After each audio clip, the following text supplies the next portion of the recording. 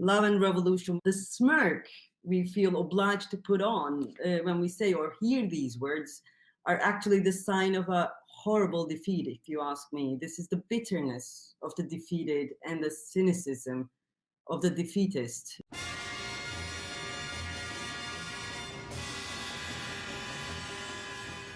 Let me start by saying that this is my first Valentine's date and I made a spectacular beginning. I hope this will carry on like this. And it's also the first time I speak about love in public. Because I'm suffering from the same shyness, so to speak, that most of us today feel. We always feel the urge to hint some sarcasm when talking about these two words, but especially love. Unless, of course, you are not afraid of appearing uncool. Not many of us are brave enough to use these two words without stitching to it a retro underpinning, rather.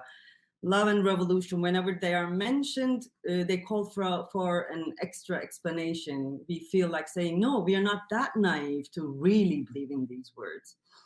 The smirk we feel obliged to put on when we say or hear these words are actually the sign of a horrible defeat, if you ask me. This is the bitterness of the defeated and the cynicism of the defeatist on the progressive front.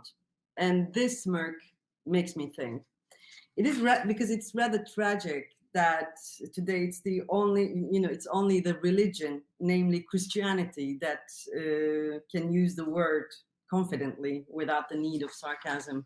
An equally pitiful fact is that the last time I saw people, shouting the word revolution, it was when Capitol Hill was insurrected by the Trump supporters. It seems the words during the last 4 decades have been occupied by its new settlers, and finally they're entirely annexed. So that is why when progressives talk politics, they tend to shy away from these two words, especially love. It is unfortunate that the people who dare to imagine a better world rather fear the word love and other emotional and moral questions, for that matter. Morality and love seem to be left to the monopoly of religion, unfortunately. With this matter in mind, I have been thinking about Spinoza's book. That's why I'm so happy that Michael mentioned it before me, because I don't have to talk about the philosophy part of it. But I'm rather thinking about Spinoza's Cloak. As you know, after being declared as heretic, he fell victim to a lynch attempt, and he survived the lynch attempt, but he had a tear on behind his cloak. They say that he kept his cloak until the end of his days.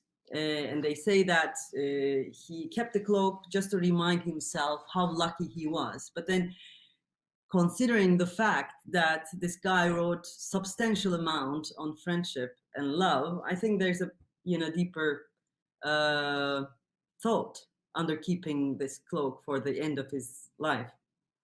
I take it as a promise, Spinoza's Cloak, a promise to love the human despite the actual humans, which is a very timely matter, if you ask me, because this is a time where we are constantly subject to the worst representations of our kind. The algorithms and the financial web that surrounds our communication sphere is in love with the spectacular evil and with the outrageous.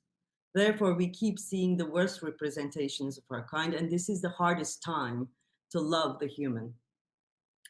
And on one side, there's this spectacular evil, and the good is given for self-protection, only the kittens. And love is given a broken wooden sword to protect itself. So my question is, can we reclaim love in politics, for progressive politics? Can we take back the word, which is essential for a better world? And my answer is very, very simple. Yes, we can, and we should, because I need to love more than being loved.